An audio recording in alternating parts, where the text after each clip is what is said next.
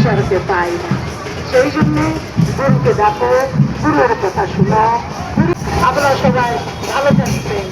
জয় মাতুয়া সংগঠন, জয় মাতুয়া। অনেক অনেক ধন্যবাদ দিদিকে।